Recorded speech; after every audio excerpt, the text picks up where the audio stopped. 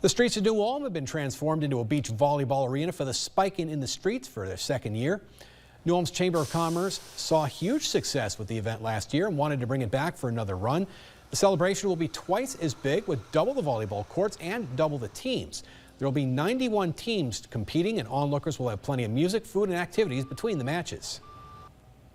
Excitement of the whole crowd to actually see something like this, because you can imagine, but to see the downtown actually transformed into a sand volleyball wonderland, it's pretty cool. Spikin in the Streets starts 7 a.m. tomorrow morning at downtown South Minnesota Street in New Ulm. Minnesota Street in downtown will be closed until Sunday afternoon. For more information, you can head to KUIC.com.